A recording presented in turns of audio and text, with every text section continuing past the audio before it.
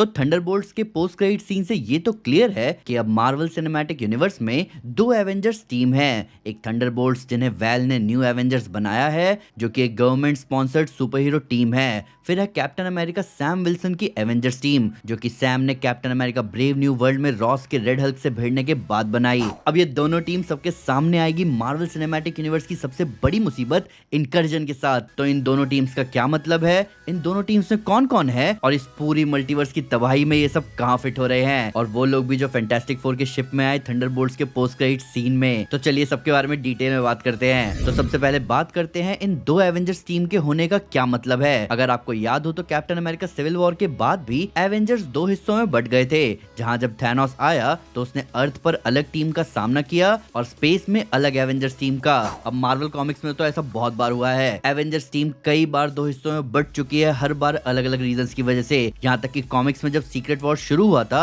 उससे पहले भी एवेंजर्स टीम दो हिस्सों में बटी हुई थी। एक सीक्रेट ग्रुप था इल्यूमिनाटी, जिनकी story line new Avengers series में आ रही थी, जिसमें doctor strange, hang Pym, black bolt, iron man, Reed Richards और नमोर था। ये लोग अर्थ को बड़ी मुसीबत से दूर रखते थे।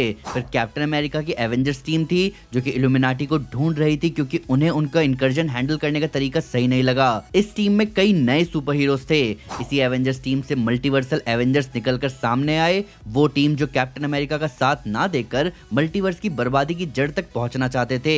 इसमें हाइपीरियन और थॉर के साथ साथ वो सुपर हीरोज थे जो कि जुड़े थे यूनिवर्स की ओरिजिन लेवल पर। तो ऐसा ही माहौल तो हमें मार्वल सिनेमैटिक यूनिवर्स में भी बनता हुआ दिख रहा है। यहाँ एवेंजर्स एंड गेम के इवेंट के बाद से ही बोला जा रहा है कि एवेंजर्स कहां गए और उनकी जगह कौन लेगा, जिसका एक हद तक सॉल्यूशन सामने लेकर आई वैल, जो कि थंडरबोल्ट्स मूवी के एंड में इस टीम को लोगों के सामने लेकर आई न्यू एवेंजर्स के नाम से।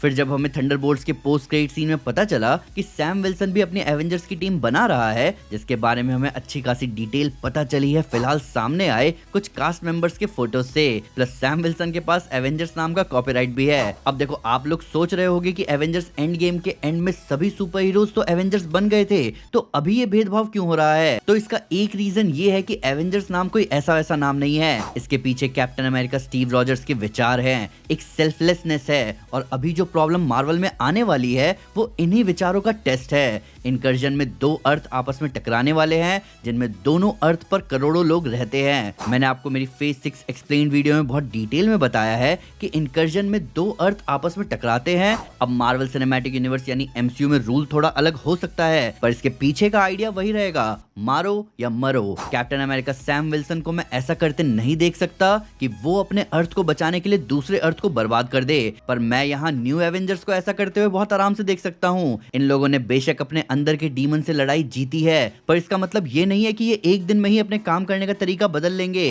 और सबसे ज्यादा हैरानी की बात ये है कि इसी टीम में एक ऐसा कैरेक्टर है जो एक प्लेनेट को बर्बाद कर सकता है, पर सैम की टीम में भी हेवी हिटर्स की कमी नहीं है, और आप फैंटास्टिक फोर को भूल तो नहीं गए। तो आइए अब जानते हैं कि इन दोनों टीम्स में कौन कौन है। अभी हाल फिलहाल एक फोटो सामने आई थंडरबोल्ट्स की रिलीज के दिन, जहां एवेंजर्स डूम्सडे की शूटिंग शुरू होने के साथ रॉबर्ट डाउनी जूनियर कुछ कास्ट मेंबर्स के साथ मिलकर थंडरबोल्ट्स मूवी देख रहे थे। अब ये ग्रुप फोटो थोड़ी डिफरेंट थी, ना ही सिर्फ यहाँ हमें सैम विल्सन की एवेंजर्स टीम क्लियरली दिख रही है, बल्कि कहीं ना कहीं हमें हिंट मिल रहा है कि थंडरबोल्ट्स मूवी के पोस्ट क्रेडिट सीन में जो फैंटास्टिक फोर वाली शिप है उसमें कौन हो सकता है। तो आइए पहले सैम विल्सन की एवेंजर्स टीम की बात करते हैं। तो इस इमेज के सामने आने से कुछ दिन पहले ही रिपोर्ट आई थी कि एवेंजर्स डूम्सडे में दो एवेंजर्स टीम होगी, जिसमें सैम विल्सन की एवेंजर्स टीम में एंटमैन और शैंग-ची होने वाले हैं। अब ये दोनों ही हमें दिख रहे हैं इस टीम फोटो में, जिनके साथ साथ हमें यहाँ थॉर का रोल प्ले करने वाले क्रिस हेम्सवर्थ, गैम्बिट का रोल प्ले करने वाले चैनिंग टेटम, डॉक्टर डूम का रोल प्ले कर रहे रॉबर्ट डाउनी जूनियर,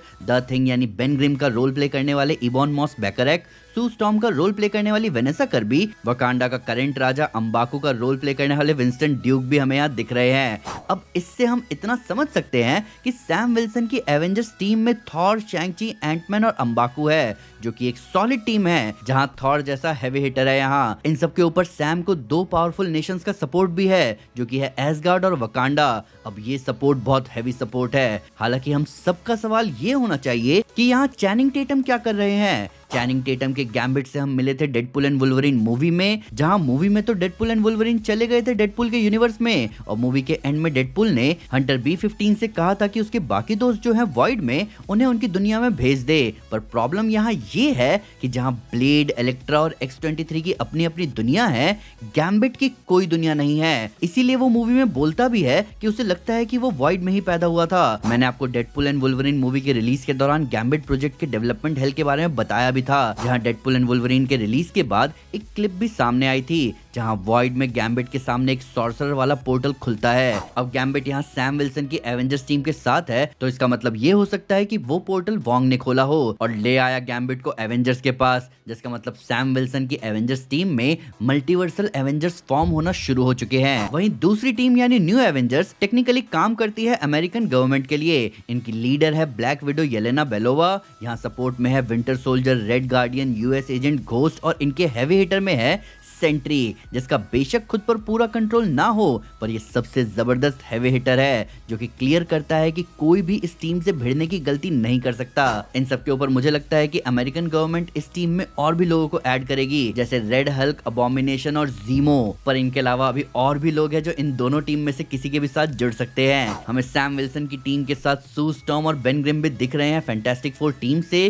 थंडरबोल्ट्स के पोस्ट क्रेडिट सीन में जो शिप अर्थ 616 में आया है, हम ऐसा मान सकते हैं कि उस शिप में सू स्टॉर्म और बेन ग्रिम है, जिन्हें किसी वजह से फैंटास्टिक फोर फर्स्ट स्टेप्स के एंड में अपने प्लेनेट को छोड़ना पड़ा हो। और मुझे ऐसा भी लग रहा है कि इनके साथ डॉक्टर डूम भी यहाँ आया है, पर अभी मैं इस बात पे ज्यादा जोर नहीं देना चाहता। तो सू स्टॉर्म और बेन ग्रिम अगर जुड़ते हैं सैम विल्सन की एवेंजर्स टीम के साथ, तो फिर बचे रीड रिचर्ड्स और जॉनी स्टॉर्म, जो कि ऐसा लग रहा है कि एक्समैन के यूनिवर्स में जाएंगे, क्योंकि हाल फिलहाल एवेंजर्स डूम्सडे में नाइट क्रॉलर का रोल प्ले करने वाले एलन कमिंग ने अपने बज़फीड यूके के इंटरव्यू में गलती से कह दिया कि वो पेड्रो पास्कल के साथ सीन कर रहे हैं। अब इससे ये क्लियर हो रहा है कि रीड एक्समैन के यूनिवर्स में है और मोस्ट प्रोबेबली जॉनी स्टॉर्म भी उसके साथ हो वहां। पर सू स्टॉर्म और बेन ग्रिम का सैम विल्सन के एवेंजर्स के साथ होना इस टीम को बताएगा कि कौन सी मुसीबत उनकी तरफ आ रही है और उन्हें उससे निपटने के लिए क्या करना होगा। वहीं न्यू एवेंजर्स के साथ अगर ऐसा कोई नहीं है जो उन्हें इस मुसीबत के बारे में बताए, तो बहुत चांसेस है कि ये लोग सीधे सीधे निकल जाएंगे वो करने जिसमें ये एक्सपर्ट हैं, यानी पंच एंड शूट। और अगर ऐसा सेंट्री ने किया दूसरे प्लैनेट के साथ,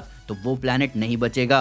और जैसे कि मैंने कहा कि ये टीम आती है अमेरिकन गवर्नमेंट के कंट्रोल में, तो वो उन्हें यही करने को कहेंगे अपने प्लैनेट को बचाने के लिए। अभी इन दो एवेंजर्स टीम के अलावा और भी ग्रुप्स है यहाँ पर एक्समैन है दूसरे यूनिवर्स में, new guardians of the Galaxy team है इसी यूनिवर्स में जो पहले से ज्यादा पावरफुल बन चुके हैं। स्टार लॉर्ड पीटर क्विल अर्थ 616 पर ही है, व्हाइट विजन अपनी जर्नी पर निकला हुआ है, यंग एवेंजर्स भी बिहाइंड द सीन असेंबल हो रहे हैं। और मैं हैरान हूं पर एक टीम अभी भी मिसिंग है ऑलमोस्ट हर डिस्कशन से, और ये टीम है एटर्नल्स की। मैंने जब पहली बार थंडरबोल्ट्स और सेंट्री की लड़ाई देखी थी, तो मेरे दिमाग में एक ही कैरेक्टर आ रहा था जो कि सेंट्री से बढ़िया टक्कर ले सकता है, और वो है इकरिस। पर अभी कहा जा रहा है कि हमारे सामने जल्दी ही एक नई कास्ट लिस्ट आएगी एवेंजर्स डूम्सडे की, जिसमें हमें डॉक्टर स्ट्रेंज और स्पाइडरमैन के साथ साथ मूवी के बाकी कैरेक्टर्स के बारे में भी पता चलेगा। पर फिलहाल आपका क्या कहना है इन दोनों एवेंजर्स टीम के बारे में? आप इन दोनों टीम्स में से किसकी तरफ हो और आपको क्या लगता है हमें सीक्रेट वॉर्स के बाद इन दोनों टीम्स के बीच में सिविल वॉर 2 देखने को मिलेगा? कमेंट सेक्शन आपका है, खुलकर बात कीजिए।